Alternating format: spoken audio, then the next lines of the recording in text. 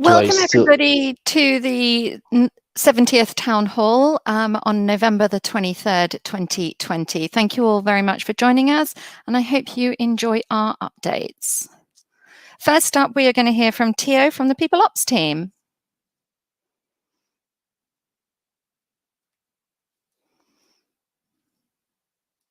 Tio?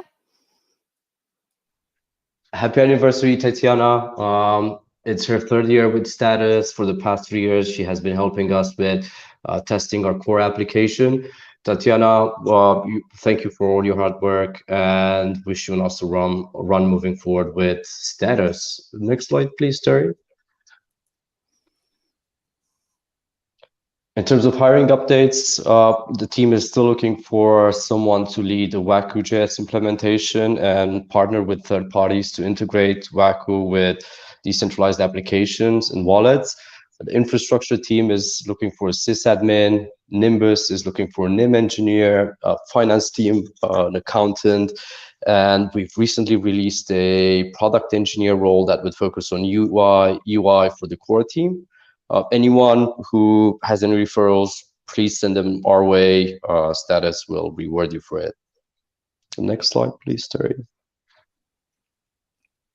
And we had an internal event, Status Middle Week. The results are the following. Moderated channels took the first place, second place, S&T analysis framework, and third place, JavaScript APIs that would help integrate Status with other products as well. That was all on my side. Back to you, Terry.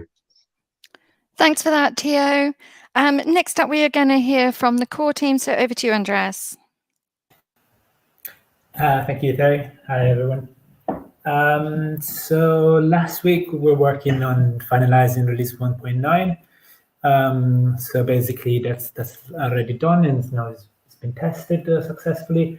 So we're basically ready to publish. Probably going to publish it tomorrow to both stores. Also, we worked on the referral service, so basically the referral program, and so we started the trial with Ambassador, so that has been restarted. We are now planning for the next releases, which is 1.10 and 1.11. You can have a look at what we're going to build. 1.11 is not finalized yet. What we're currently building is basically we're working on moderated public chats, on communities. That's just going to be a long-running effort. And then we're going to be working on profile pictures. And something else that we're going to work on is on canceling Chris Casper transactions. So basically, we're going to be working a bit on wallet as well. And that's all from Core today. Thank you. Thanks for that. Next up, we're going to hear from Corey and Jacob from Securities and Infrastructure. So over to you, Corey. Hello, everyone. I'm back from my vacation, just in time to read this off, which means that someone else updated these slides. I'm just reading them. So desktop security enhancements apparently are on fire. We got impressive work on the desktop team. We're seeing times for fixes based on various issues that are raised in 3 days or less, which is outstanding. So kudos to Yuri and Richard. They're apparently triaging 24/7 and then during weekends. So big ups to them for just going over the top, working and getting things fixed and improved. So dapt-git, which is our status distributor app, making smooth progress. 3S Mid or Ricardo deployed some contracts on Goerli for testing. The next step is the rollout desktop app on IPFS so that we can be updated within the application itself. Minor impact from Infura outages. If you're not aware, Infura went out for a little while due to a Geth consensus bug. This had little or no impact on status projects, which is outstanding for us because we'd like to not be impacted too much when centralized services that we rely on go down. Signaling critical and major components are well decentralized, and the dependence on Infura is at a bearable level. So this is a stark contrast between a while ago when we did our first Chaos Unicorn Day, and the entire app was impacted quite greatly when we turned off Infura. So it's good to see that we're moving in the right direction and with less reliances on centralized third parties. ENS username contracts, factoring out NFT markets. You can review of that file there with Rajiv. Only minor issues, looking good. As always, back up your seed phrase, remember your password, and get a key card. Thank you. Thanks, Corey. Over to you, Jacob. Hey. We're continuing work on listening to F-Droid, but getting the application to be clean of all non-open source packages or dependencies is quite a pain. We'll get there eventually. Some improvements to the deep linking setup. So now links to status will appear with the QR code on Twitter and Facebook, so we can scan it without having to click it. And we're probably going to improve on that in the future. Jinho built a cool site for accepting affiliate agreement. It's not out yet, but it's almost there. It's getting polished. We have a new service for making short links. This is available through a link that is not posted here. It's a separate link, and the access is done via Google Auth. You can find that in the marketing channel, I believe. So you can create short links under that URL. It can be useful for like branding things that are not branded, like surveys or whatever. There's a lot of work being done on Nimbus because there's been a lot of new testnets coming up. There was a Toledo testnet and a Piermont testnet. Not sure how to pronounce that. I think it's a city. All of them are cities. And a lot of changes to the layout to essentially test the beacon node software and how it performs depending on the type of host and number of validators it has assigned, and general performance testing. And we've done some cleaning of old Nimbus nodes to save some money. We have a new service for essentially triaging security issues, which is called Cortex from the Hive team. That's up right now. I'm going to be configuring that soon. Where else? Oh yeah, there's been an audit of all payments for our services because there have been some changes to payments, so that all has been refreshed. So probably shouldn't have any problems with payments for cloud services for a while. And I'm still working on essentially porting our metrics back to, well, not back to Cortex that we intended to use, but it's not fully integrated yet. It's supposed to be much faster than Prometheus, but I'm still doing some tuning on the backend, so it's almost there. That's pretty much it. Thank you. Thanks for that, Jacob. Next up, we're going to hear from Guy Louis from Keycard. Over to you, Guy. Yeah, hi everyone. So we're working on Keycard support within the status app.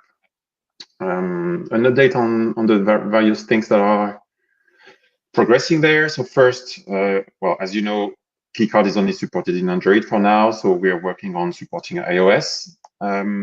So we've studied the work to be done, planned it, and there are three main steps. First one is done, and it was to align the Swift SDK, the iOS one, with the current existing one, the Java SDK that was used in Android, and that's done. We are currently building the Objective-C code, which is a glue between the status app and this SDK. So it's in progress. And well, when I say we, this iOS integration is done by Andrea and Michele.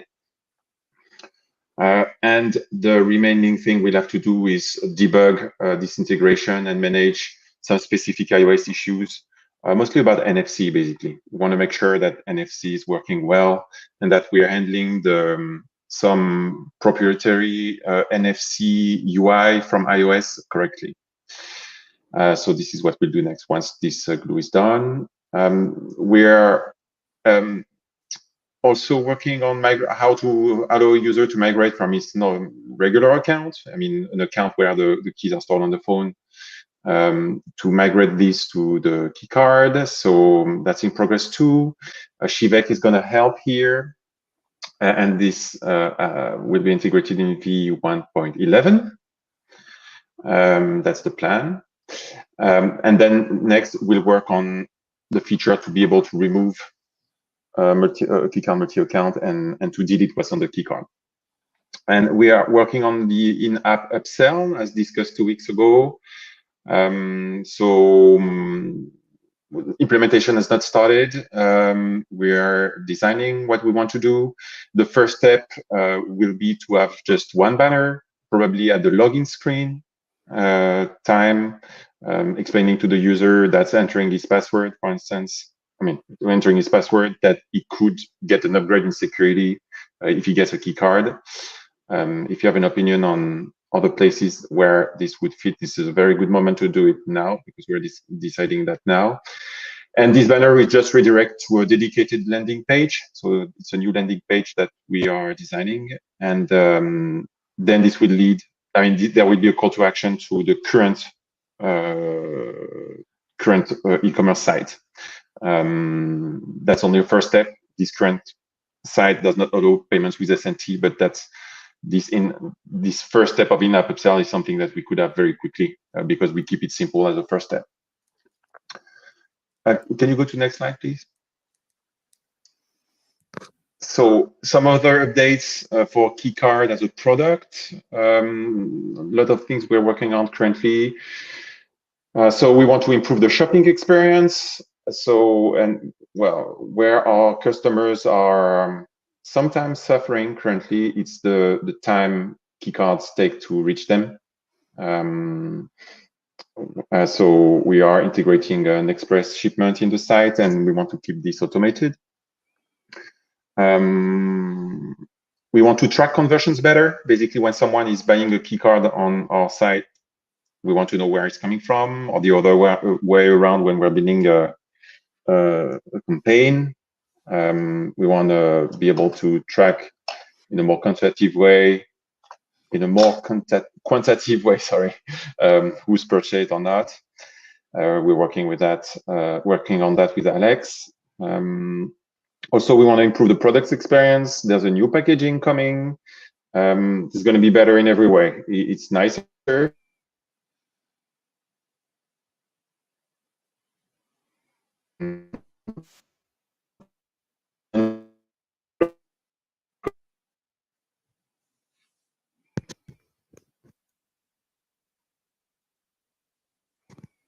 Page to guide the user through the setup.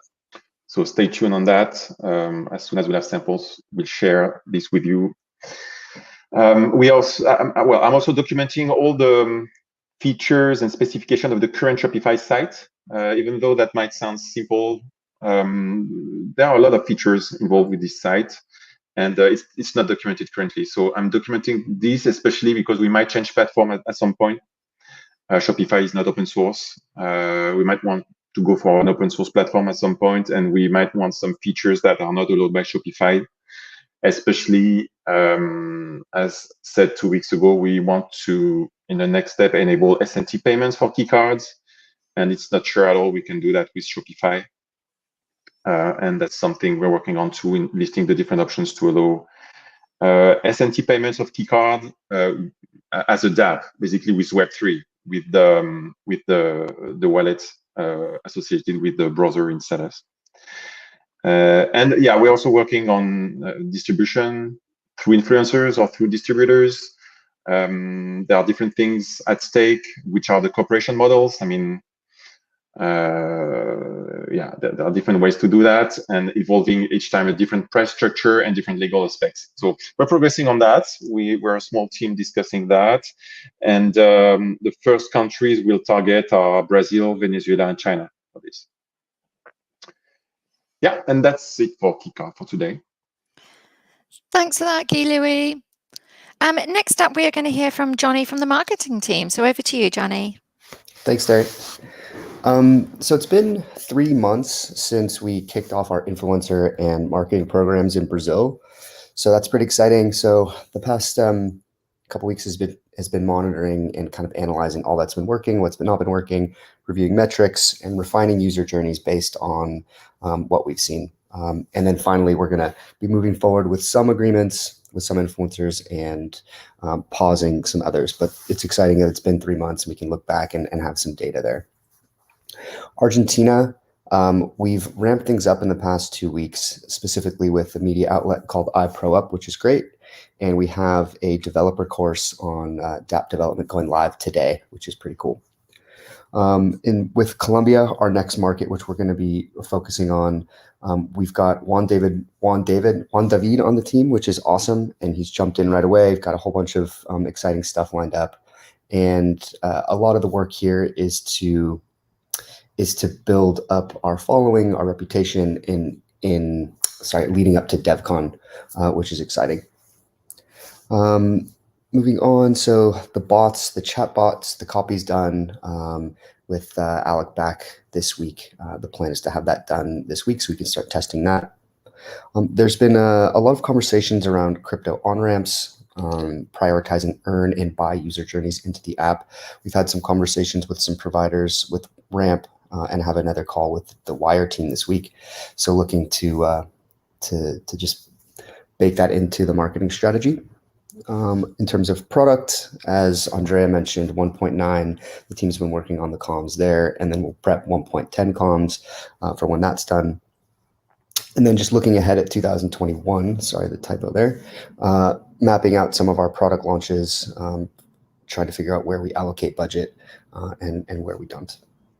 In terms of user activation, we're refining user journeys, just looking at what actions we want people to take and how we can funnel people there from our marketing channels, from the top of funnel, from influencers and media into the middle of funnel, like our own social content, how our organic content optimize for that, and then bottom of funnel, like retargeting and activities such as that.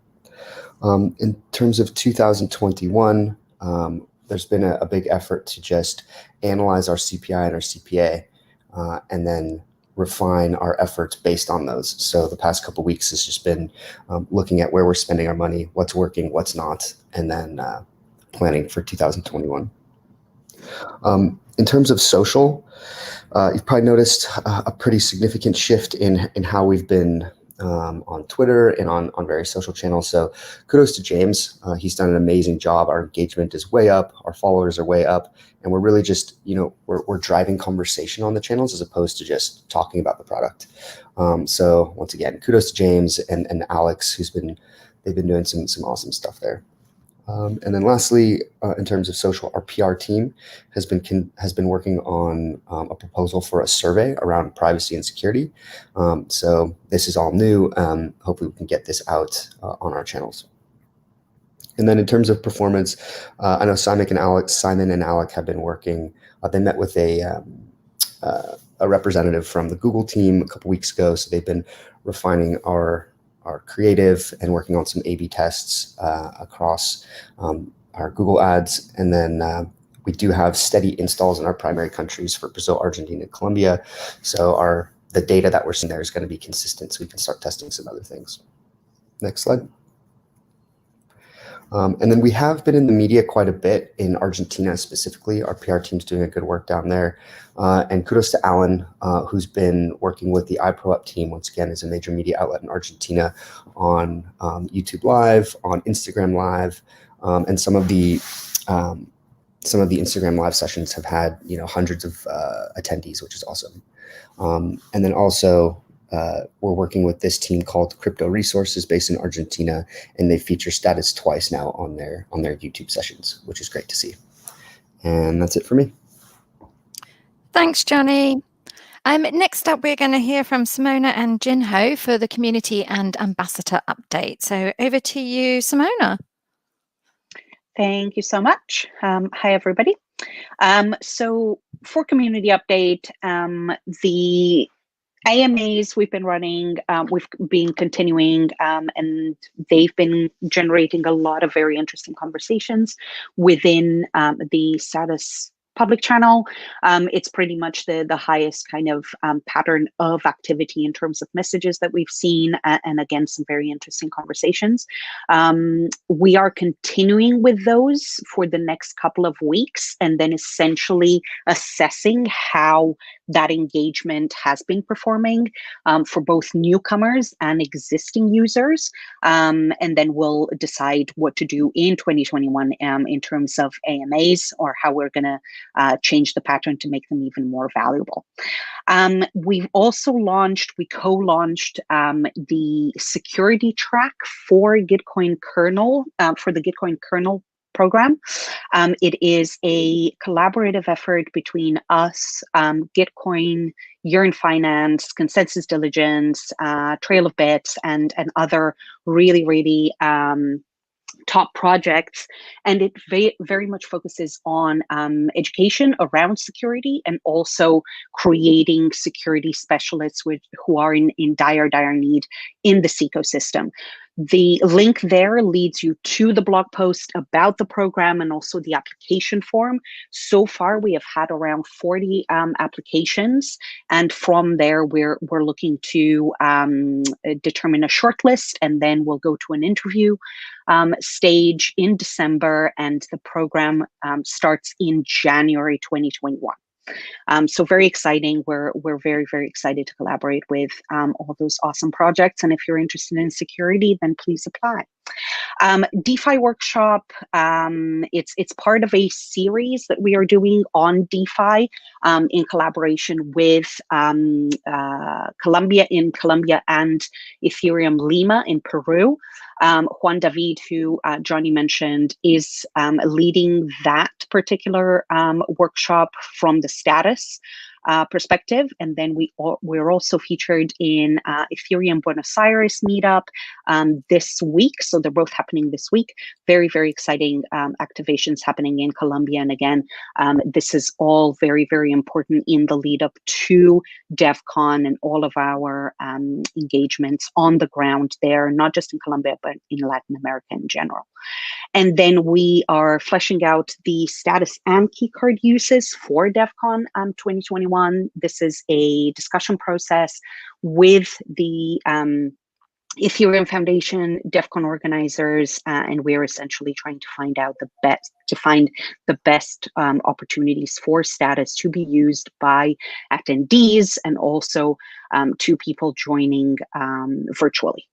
Educational initiatives, we are working on an educational landing page, and this has just started, to essentially be able to host a lot of the educational material that we are co-creating with some of our partners. I've mentioned before that we are working with projects like Aave on a beginner DeFi course.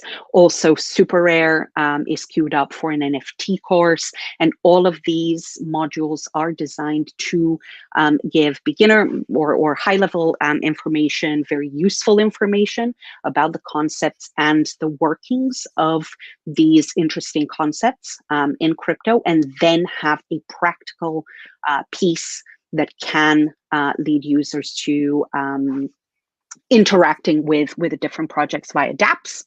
And also, I've mentioned before, we are working on this course in Brazil with Blockchain Academy Brazil. Got an update last week. This should hopefully be finalized in December. So very exciting.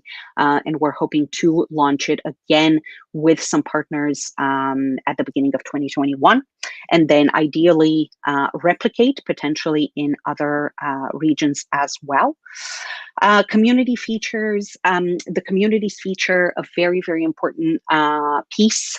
Certainly from my perspective, it's something that will make status incredibly friendly for existing and also new communities coming in and wanting to get the functionality that they have in centralized products, but obviously with the benefits of privacy and security and decentralization. So that's very interesting, and hopefully will bring us to a point where we can host a lot of the existing communities that we know and love in status instead of elsewhere. Events, so we completed 2.5, which was the ETH Berlin conference for this year, and also the Vancouver Biennale.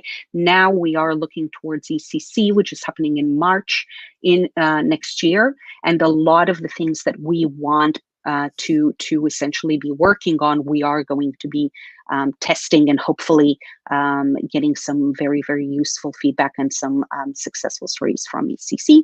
And then newcomers, like Johnny mentioned, Juan David has joined us for Colombia as our lead. And I'll hand over to Jin Ho for a little bit more in-depth view on ambassadors. So we have 58 ambassadors from 26 countries now, and most of the new ambassadors who joined the ambassador program in Q4 were from Africa and Latin America. And we've got 67 completed tasks since October 1st. And I'm targeting to complete about 90 tasks with ambassadors in Q4. And there was a fantastic technical contribution from Mali for Status Desktop. And our Ukrainian and Russian ambassadors have been doing a lot of collaborative work on translation and content. I'm going to present more detailed stats on the Q4 ambassador next time. Next slide, please. Yeah. We are current. So can you go back to the previous slide? So we are currently translating our Q3 quarterly report into 6 different languages, and all the languages might be completed by this week. Also, we found some technical issues and great feedback on the referral program via the pilot testing with ambassadors. We've created referral links for about 30 ambassadors until now. And Simona and I are Simona is renovating the workflow and bounty systems for technical ambassadors, and we are focusing on having more Latin American ambassadors along with our go-to-market strategies. Next slide, please. On the translation side, thanks to the help of our passionate open source translators and our ambassadors, we were able to support Japanese and Malay from version 1.9. Given that Japan and Malaysia are one of the major markets in the blockchain and crypto space, it's going to be super helpful when we get to target those countries later. Next slide, please. To recap, status can support 16 different languages, and the status.ai homepage has been translated into 13 languages until now. Also, Juan and Alan are separating Latin American Spanish from Argentinian Spanish. The updated translation campaign landing page with more detailed stats and promotions through our social media channels help more people jump into the translations in this quarter. I'm very happy that Status can reach out to more people across the world using different languages, thanks to our translators. And we'll keep Status updated with new translations along with the status version updates. That's it from my end. Thanks. Thanks very much, Jinho and Simona. And lastly, we've got a couple of questions from the community. So question 1, are there any plans to add compatibility with other cryptos, so Bitcoin and Litecoin, etc., to make the app more attractive to new users? And that's from Just Numbers. Hester, would you be able to take that question, please? Yeah, relaying information mostly, but definitely without going into specific chains, we are looking at how Status can be a multi-chain client, and then specifically focusing on how the client might handle cross-chain transactions. So that's kind of the thinking on that. No specifics on whether that means Bitcoin or Litecoin, but in general, covering multiple chains. Thanks, Hester. Question 2. Will Status ever implement a DEX aggregator where fees can be paid in SNTs? And that's by Indigo, Svelte, Zoo, Plankton. Can I pass that back to you, Hester? Well, thank you, Zooplankton. Yes, very awesome name. So yes, that is the idea. Currently pending regulatory compliance solutions. It's definitely on the radar, but not as concrete as that it's making its way to implementation just yet. Thanks, Hester. And then the last question is from Just Use Numbers. And question 3 is there an ETA on adding bookmarks to the browser? So Andreas, are you around? Are you able to answer that question for us, please? Yeah, of course. So there's no ETA. The backend has been implemented, and I believe it has been implemented, this feature on desktop, or will be implemented for sure on desktop. On mobile, although technically it shouldn't be very much challenging, there is some discussion about redesigning the browser, and so currently any new feature is on hold with that respect. But we'll keep you updated in case things changes. Thanks, Andreas. And that's it for the town hall this week. So thank you everyone for tuning in and listening to our updates. And thanks to everyone for their contribution and giving us lots of interesting information. We'll be in touch when the next town hall will be. We're currently discussing whether to make these town halls once a month. There is a post on Discuss for anyone that has any particular views. So stay tuned and we will let you know when the next town hall will be. Take care, everybody. Have a nice day.